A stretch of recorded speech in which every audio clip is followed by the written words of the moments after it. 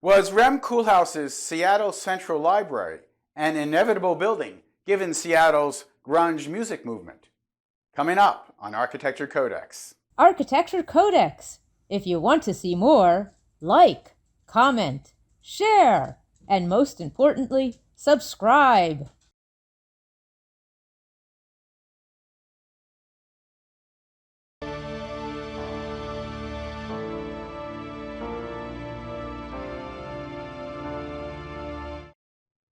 Rock music in America in the late 1980s was getting boring. There was a mix of genres, but all of it was just slick establishment music. There were a lot of Madonna songs, and even Milli Vanilli was considered a top act. A lot of rock's classic stars were still charting, but they were producing also-rans in their catalog, nothing newly creative. For those of us who hated disco and liked punk and really liked new wave music, AM radio, hit radio, and FM radio, alternative rock, were just plain dull. On the FM band, I'm sorry, but U2 and REM were okay, but they were not The Clash, Joe Jackson, Squeeze, or Blondie. They were not even Billy Joel or Bruce Springsteen. Look, I am simply bringing my taste to the conversation, and they will be different from many of you. When speaking about rock music, I am strictly a fan. I am not the professor of rock. But for me, music got interesting again when a new kind of American punk emerged from Seattle. They called it grunge because the bands were not concerned about their outfits. A lot of flannel and a lot of ripped jeans. This is back when your jeans were ripped and worn because you wore them a lot and maybe even did physical labor.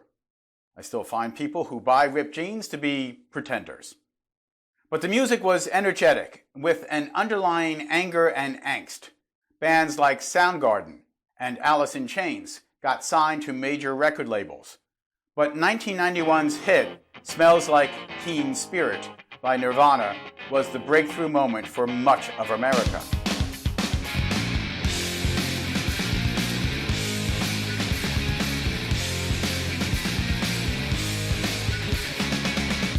This was around the same time that Starbucks started selling espresso and other coffee drinks. Perhaps there was a connection, and the entire grunge movement was rock with the caffeine jitters.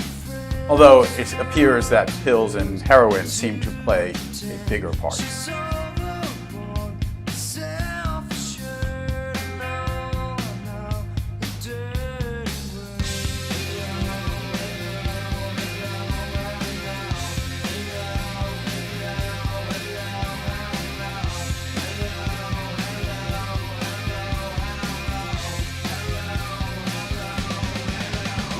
Once again, music was about the art and not the money.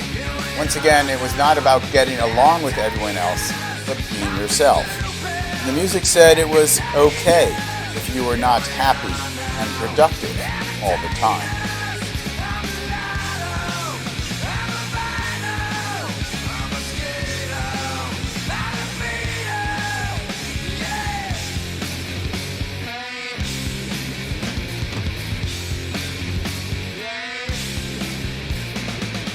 So what does this have to do with architecture? Plenty. Architecture is usually a trailing indicator of an artistic trend because it takes so long to produce and requires cooperation among the architect, the owner, and the contractors. And those practitioners tend to be older, and therefore they are more resistant to cultural trends. For example, Peter Max's colorful art inspired the Beatles' Yellow Submarine movie in 1968.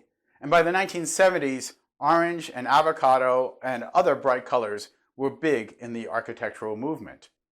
The Sex Pistols and other punk cover art, following punk band newspaper ads, mixed fonts, had sloppy alignment which showed the seams of printing technology, and a few years later, we had deconstructivist architecture.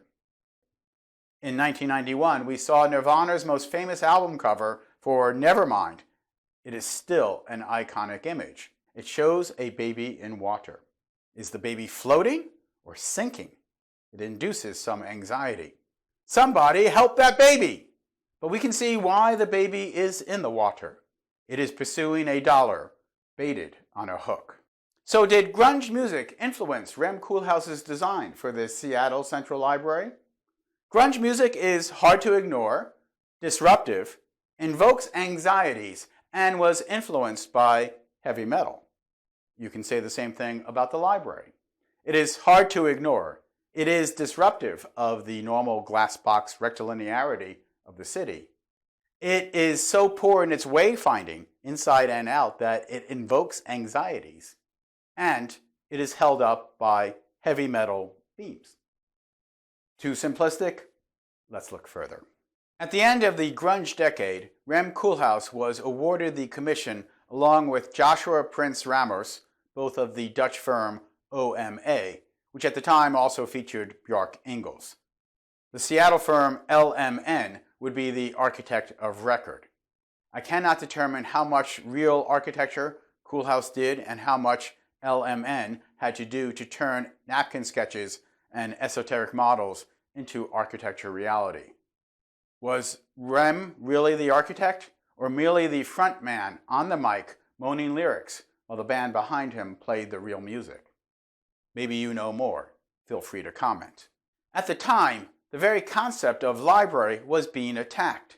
Expanding internet access was foreshadowing the demise of printed reading material.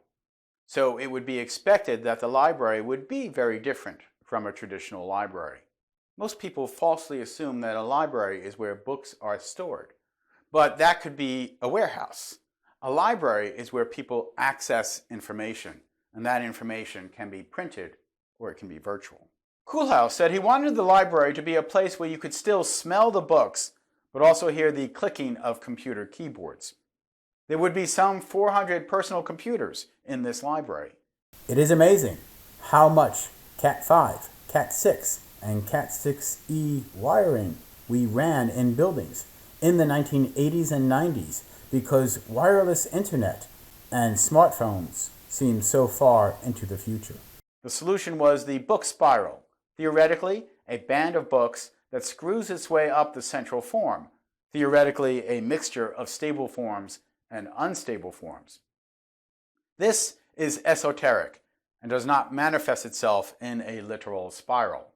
But the rising, twisting nature of the spiral is visible in the exterior form. It was sort of form follows dysfunction. Very Gen X. I cannot trace the design inspiration to Rem Koolhaas saying something like, I went to see Nirvana in the concert at Melkweg in Amsterdam in November of '89, dude, and it was crazy. I threw myself into the mosh pit and knew then that if I ever designed a building in, Seattle, I would do it totally grunge style, all heavy metal and ripped apart and make everybody freak out. It'd be so different. But perhaps there was a Seattle zeitgeist which Rem Koolhaas picked up upon, and that inspired the building. Or just as likely, given that the building looks like a lot of other Rem Koolhaas buildings, the committee that selected Rem picked up on that zeitgeist and decided that Rem Koolhaas was the appropriate architect for Seattle at that moment. Rem Koolhaas was considered part of the Black Turtleneck crowd, a collection of architects, designers, and tech innovators.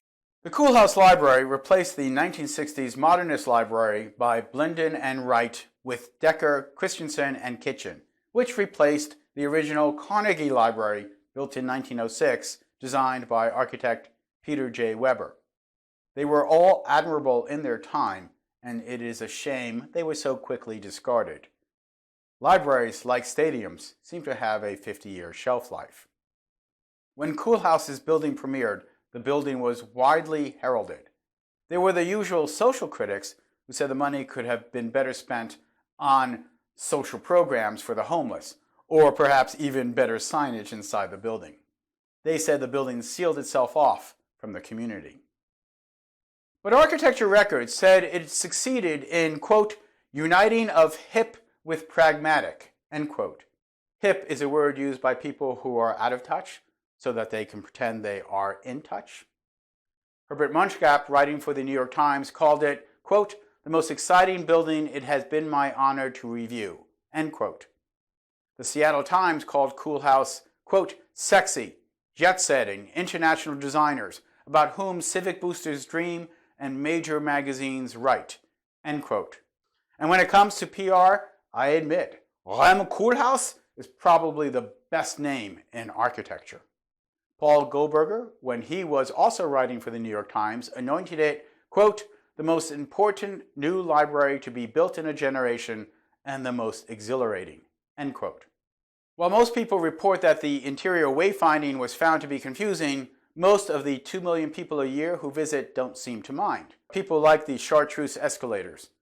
I read a lot about how the library functions as a daycare center for the homeless, but I have seen that in other cities. In fact, many of my clients, when I volunteered overnight at a homeless shelter, would spend their day at the public library. So you really can't fault the building for that. But one observer noted that the other large constituency was young people looking for a place to be, surrounded by people but isolated on their own electronic device. The same observer also noted that the young people and the homeless dressed alike. So while I cannot draw a direct line from Seattle's grunge music movement to Rem Koolhaas's library, I still think there is a connection.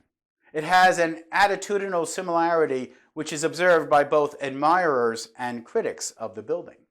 One critic called it an architectural fist thrusting out of the ground with, quote, its 20-story middle digit upraised to the infinite, end quote. That sounds pretty grunge to me. I'm Michael Molinelli, and this is Architecture Codex.